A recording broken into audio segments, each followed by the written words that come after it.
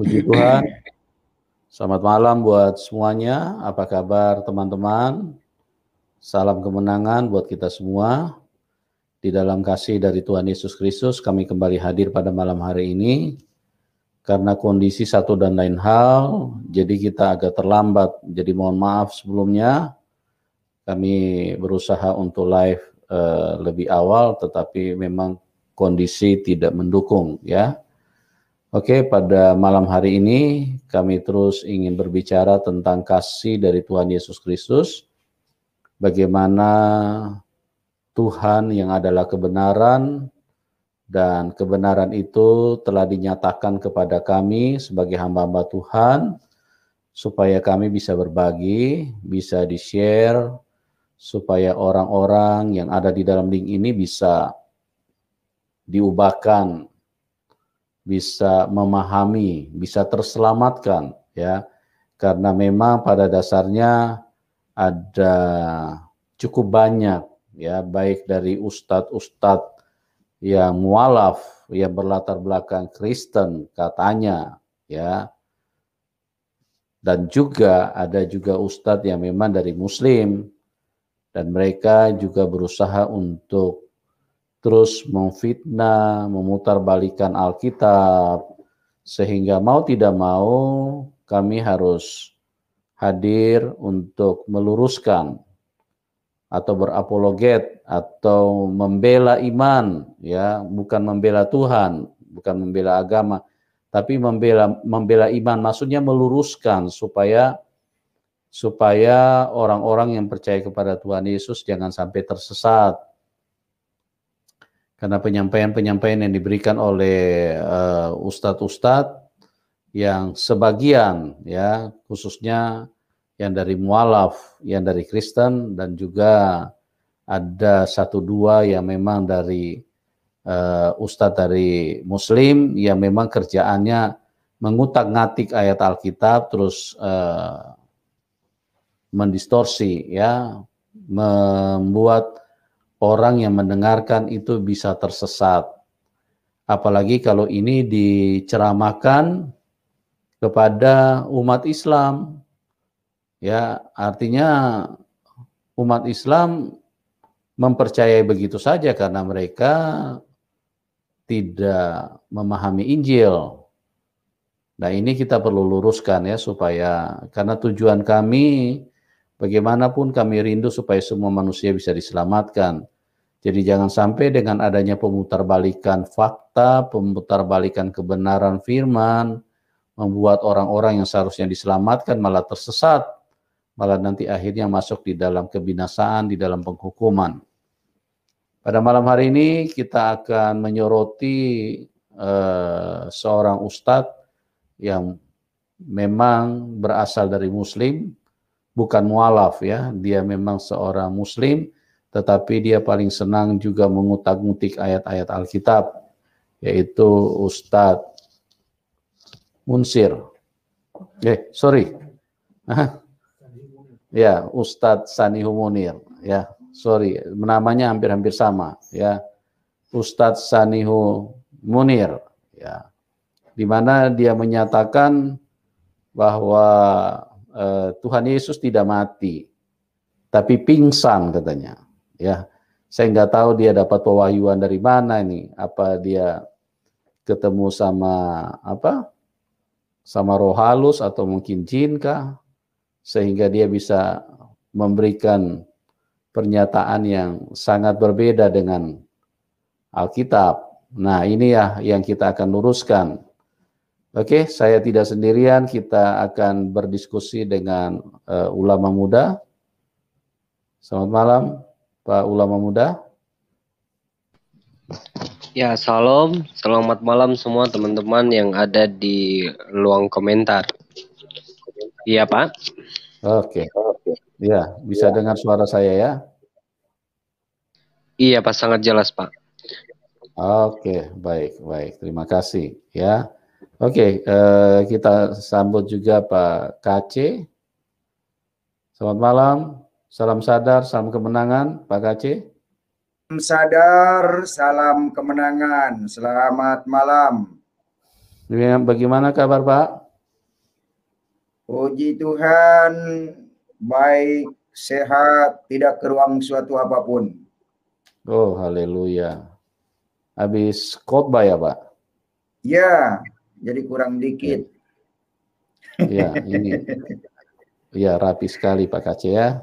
Oke, terima kasih Pak Kace sudah mau berbagi untuk menyampaikan hal-hal yang memang kita perlu luruskan sebagai orang Kristen, karena kalau kita tidak luruskan, yang dikhawatirkan orang-orang Kristen yang tidak imannya tidak bertumbuh, orang-orang Kristen yang lemah, akhirnya dengan begitu mudah disesatkan dan ditarik untuk meninggalkan Tuhan Yesus. Nah, pada malam hari ini kita akan membahas pernyataan daripada Sanihu Munir, ya, di mana dia katakan bahwa Tuhan Yesus itu tidak mati tapi cuma pingsan katanya.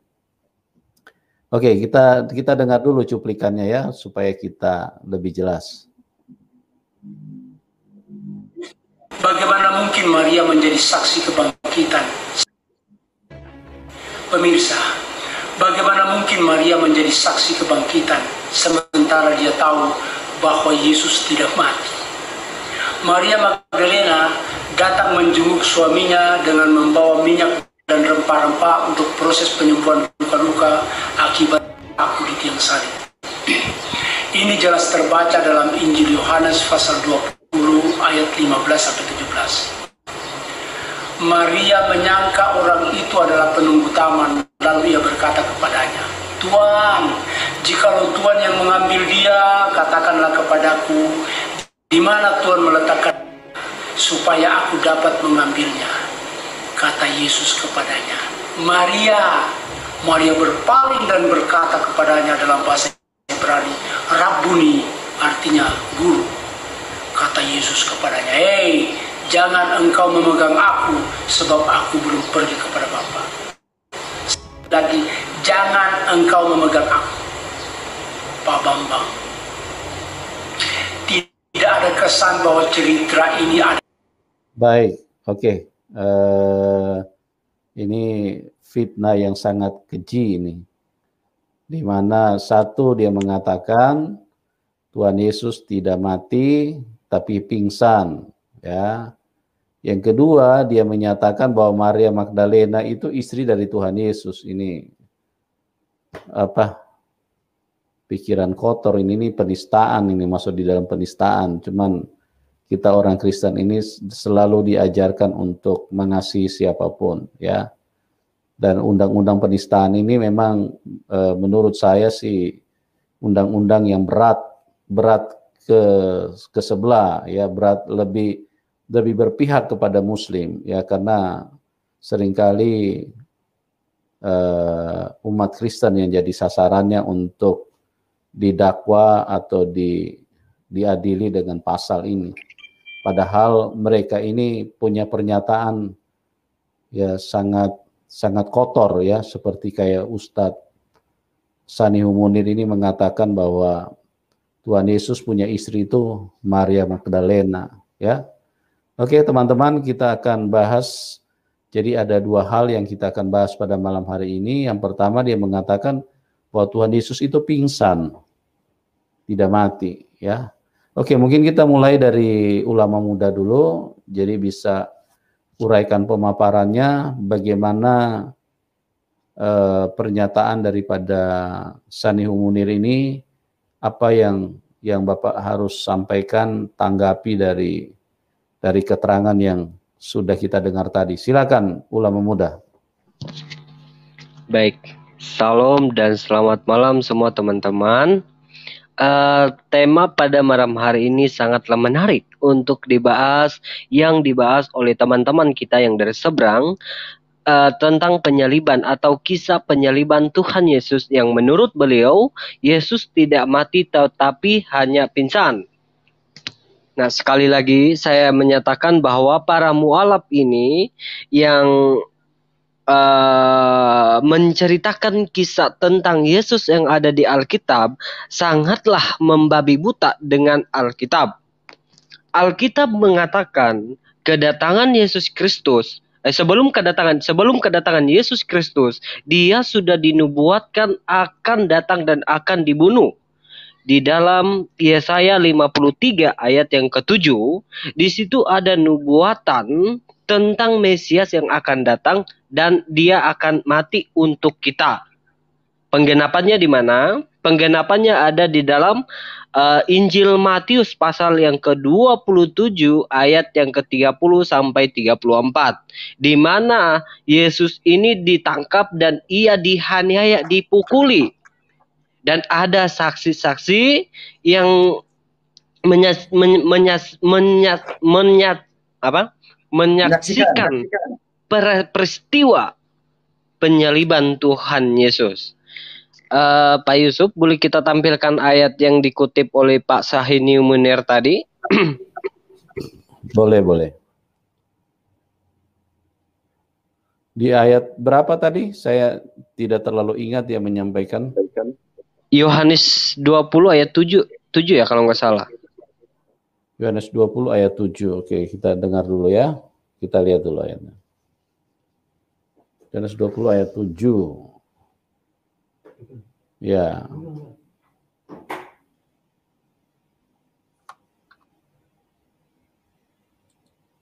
Ya, coba kita putar aja dulu supaya jelas ayatnya ayat berapa. Oke, kita putar ulang ya.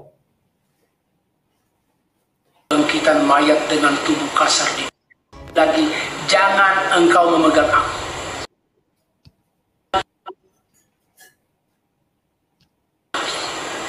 Maria Magdalena datang menjenguk suaminya dengan membawa minyak dan rempah-rempah untuk proses penyembuhan luka-luka akibat aku di tiang salib. Ini jelas terbaca dalam Injil Yohanes pasal 20 ayat 15 sampai 17. Maria menyangka orang itu. Yohanes 20 ayat 15 sampai 17.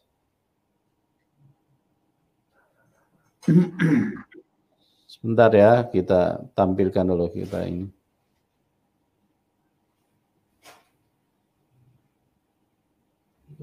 Oke, kata Tuhan Yesus kepadanya, "Ibu, mengapa engkau menangis? Siapakah yang engkau cari?" Maria menyangka orang itu adalah penunggu taman, lalu berkata kepadanya, "Tuan, jikalau Tuhan mengambil dia, katakanlah kepadaku di mana Tuhan meletakkan dia, supaya aku dapat mengambilnya." Kata Tuhan Yesus kepadanya, "Maria." Kata Tuhan Yesus kepadanya, "Maria."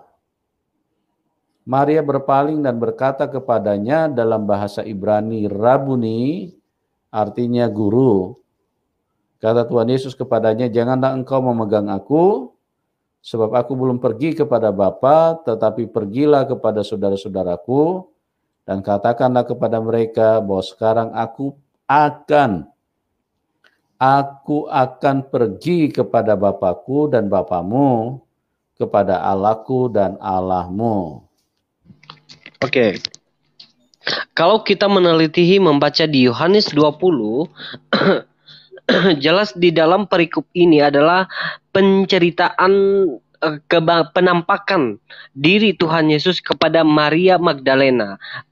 Ketika Maria Magdalena pergi ke kuburan menengok kuburan Tuhan Yesus, ya, Maria Magdalena ini melihat kuburan itu batu itu terbaring, ya, dan tempat pemakaman Tuhan Yesus itu kosong, tidak ada di dalamnya. Kemudian ada beberapa murid Tuhan Yesus yang mengikuti Maria, dan mereka pun masuk ke dalam melihat kuburan Tuhan Yesus. Dan apa yang mereka temukan di dalam kuburan itu ternyata kosong. Jadi kubur itu kosong. Jadi ayat yang dipakai oleh Ustadz Sahini Munir ini berbicara soal kebangkitan Tuhan Yesus atau penampakan Tuhan Yesus kepada Maria Magdalena. Ya, dan ketika Maria Magdalena melihat Tuhan Yesus, Maria Magdalena ini tidak tahu siapa yang sedang ia bicarakan. ya. Ternyata yang sedang berbicara atau yang sedang berinteraksi dengan Maria Magdalena ini adalah Yesus Kristus itu sendiri, karena Yesus Kristus telah bangkit dari antara orang mati, ya. Karena hal ini sudah dikatakan Yesus sebelum Yesus mati, ia akan bangkit dari antara orang mati setelah 3 hari 3 malam. Ya, jadi sekali lagi saya katakan bahwa Sahih Munir ya ngarang bebas tentang keraguan Maria Magdalena di sini. Jelas di ayat ini dikatakan bahwa yang ditemui Maria Magdalena ini adalah Yesus Kristus. Tidak ada pernyataan di sini Yesus hanya pingsan, tetapi ayat yang dikutip oleh Sahih Munir ini adalah penampakan atau kebangkitan Tuhan Yesus dari kematiannya. Ya, mungkin Pak Kaci mungkin bisa tambahkan.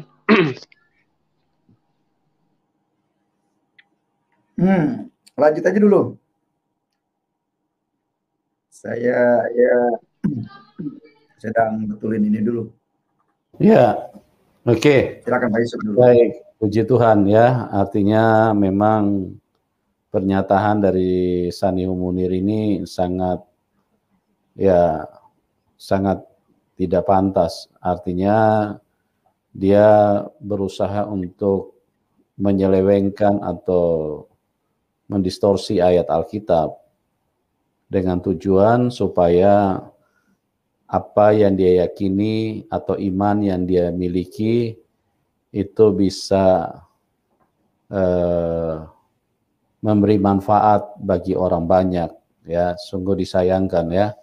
Jadi kalau kita perhatikan bahwa pernyataan Sahih Munir itu memang sangat tidak benar ya. Artinya di situ bagaimana mungkin kok Tuhan Yesus itu dikatakan tidak mati atau pingsan.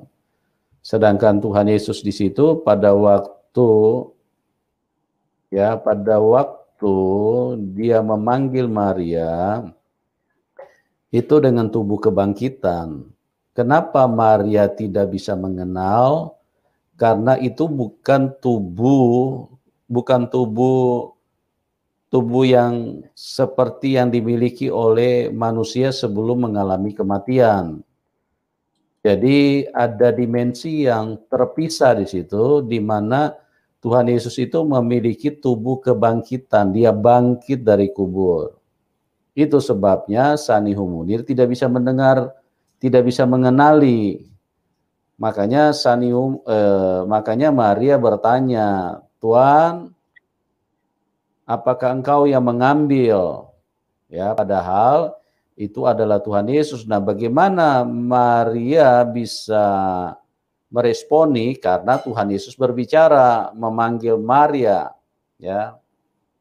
Di situ jelas ya. Jadi dari dialog ternyata bahwa memang Maria tidak bisa mengenali lagi seperti kayak tubuhnya Pak Kace, tubuhnya ulama muda, tubuhnya saya, karena ini sudah tubuh kebangkitan. Tubuh kebangkitan di situ jelas ya. Terus kemudian dia mengatakan pingsan dari mana Om Munir? Ya, Anda ini tidak ada yang mengatakan pingsan, Anda mengatakan pingsan. Nggak tahu apa belajar ilmu dari mana ini Sahih Munir ini. Terus kemudian dia fitnah dengan keji, dengan menista bahwa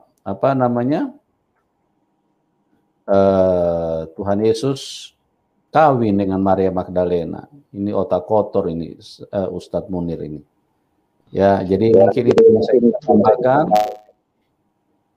Itu yang saya bisa tambahkan supaya teman-teman menjadi jelas bahwa kita di dalam berceramah kita semuanya menggunakan dalil, ya, menggunakan data-data yang jelas.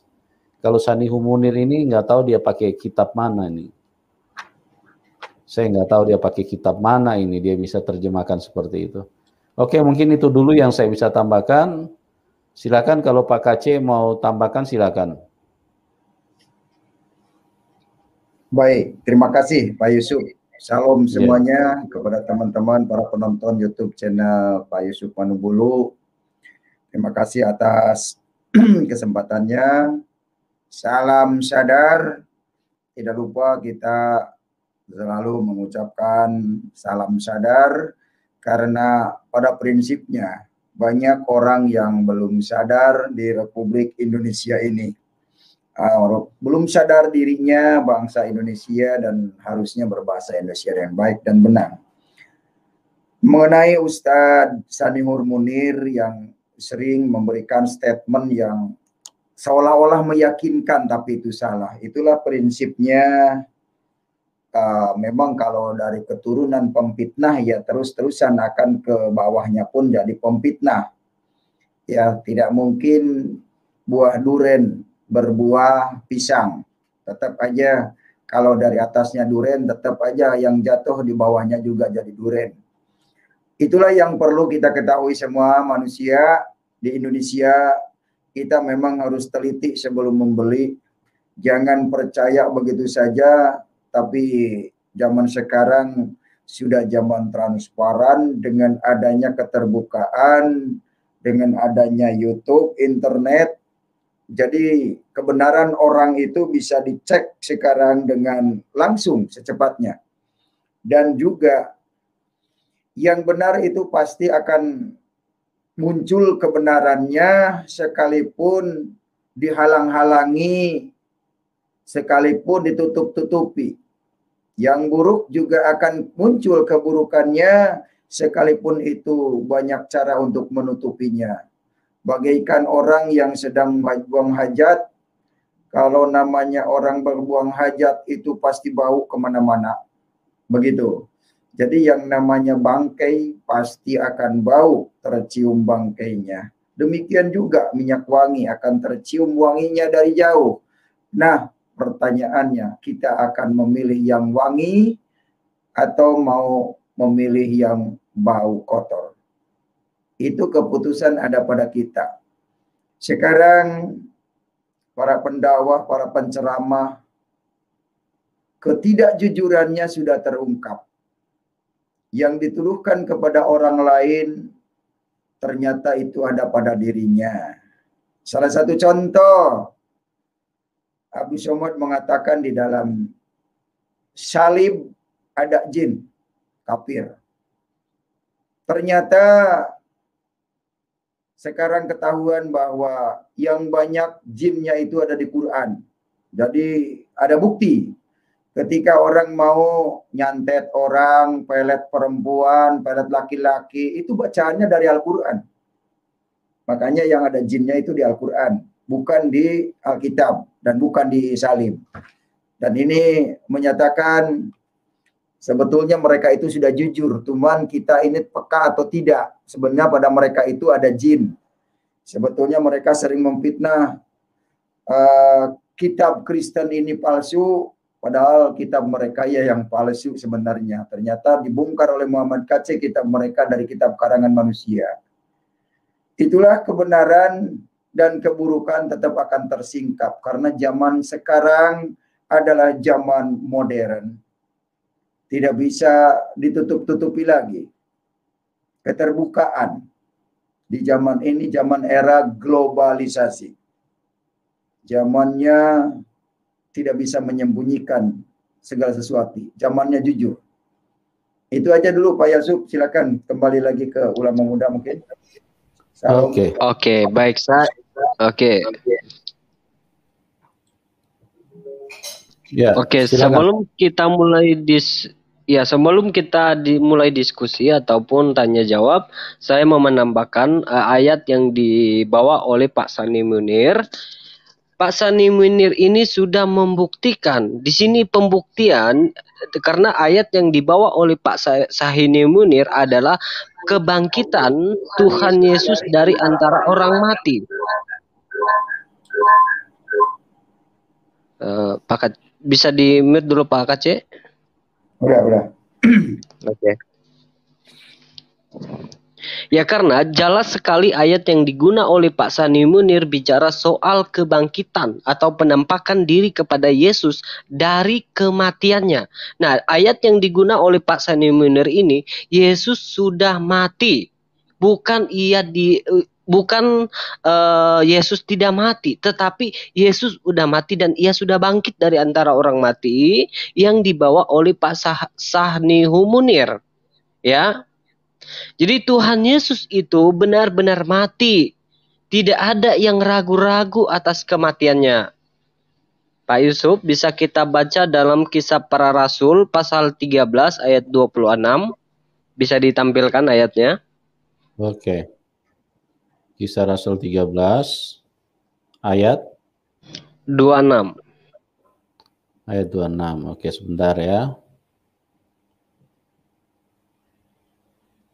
Hai saudara-saudaraku, baik yang termasuk keturunan Abraham maupun yang takut akan Allah, kabar keselamatan itu sudah disampaikan kepada kita. Ayat 27-nya. Sebab penduduk Yerusalem dan pemimpin-pemimpinnya tidak mengakui Tuhan Yesus dengan menjatuhkan hukuman mati atas dia. Mereka menggenapi perkataan nabi-nabi yang dibacakan setiap hari Sabat. Iya, jadi di ayat 27 sangat yang menekankan akan benar-benar Yesus itu mati, ya, karena ada tertulis di dalam kitab para nabi akan dia yang akan dibunuh. Nah, di mana ayatnya? Ya, di Perjanjian Lama di Yesaya 53 ayat yang ke-7. Nah, ini adalah nubuatan akan kedatangan Mesias yang akan menderita untuk kita lambang penebusan dosa atau pengampunan dosa, ya. Kita bisa baca, Pak Yusuf, tampilkan lagi di Kisah Rasul 26 ayat 28. Oke, Kisah Rasul 26 ayat 28. 18, Pak, 18. Sorry. 18. Ayat 18. Kisah 26 ayat 18. Untuk membuka mata mereka supaya mereka berbalik dari kegelapan kepada terang dan dari kuasa iblis kepada Allah, supaya mereka oleh iman mereka kepadaku memperoleh pengampunan dosa dan mendapat bagian dalam apa yang ditentukan untuk orang-orang yang dikuduskan. Ya, jadi Yesus itu mati di atas kayu salib adalah lambang penebusan atau lambang penyucian dari dosa-dosa manusia. Karena manusia ini sangat tercemar. Ketika Adam dan Hawa jatuh di dalam dosa, manusia ini sangat-sangat tercemar di dalam dosa. Nah, karena itulah Yesus Kristus yang datang untuk kita, untuk memberikan nyawanya untuk kita, supaya kita dikuduskan oleh Kristus. Tanpa Kristus, kematian Yesus Kristus, tidak ada satupun manusia yang dapat mengampuni dosa kita.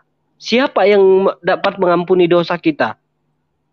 Selain daripada kematian Tuhan Yesus. Karena itu adalah harapan bagi seluruh dunia adalah kematian Yesus Kristus di atas kayu salib.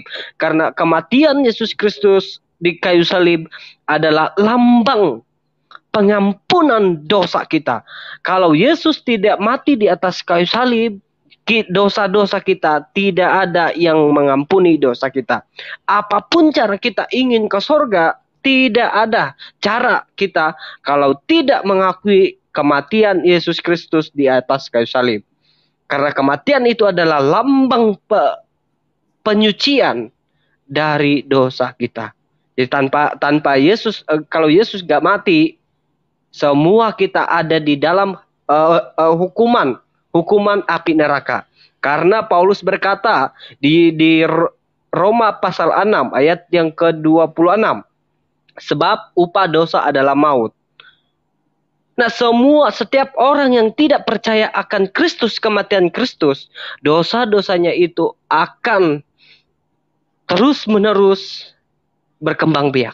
Tidak ada pengampunan kalau tidak percaya kematian Yesus Kristus.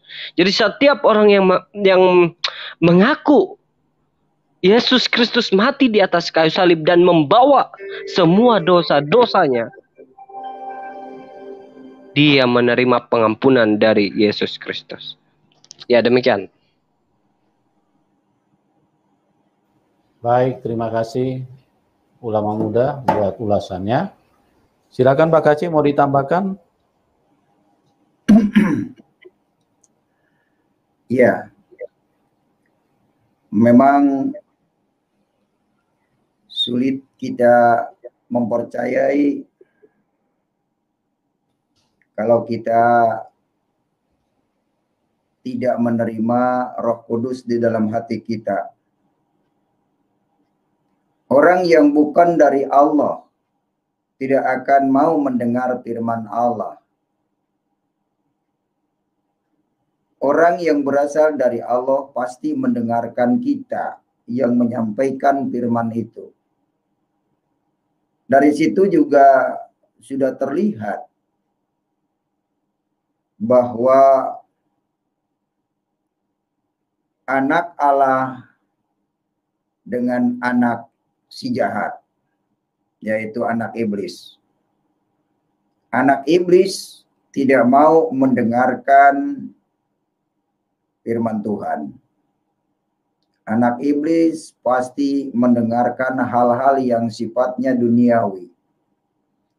Jadi susah sekali firman Tuhan masuk kepada orang yang menutup hati kepada kebenaran.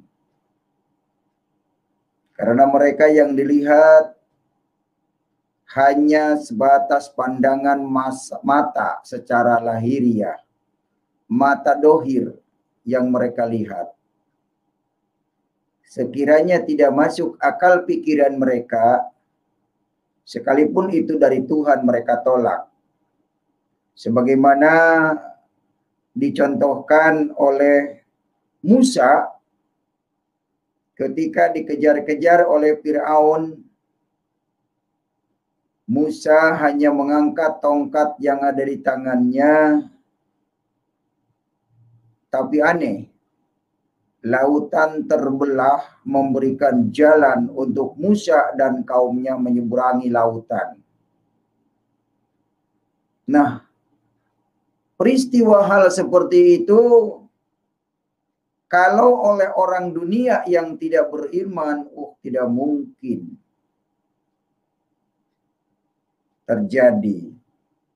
Bagaimana mungkin air bisa terbelah jadi dua? Demikian juga sekarang. Bagaimana mungkin Yesus? Karena ada di Quran bahwa Yesus Isa Al-Masih tidak mati di salib, tapi diserupakan. Nah, itu yang diyakininya. Karena kitab itulah yang menutupi kebenaran. Makanya banyak orang yang tidak mengenal kebenaran, tapi merasa benar.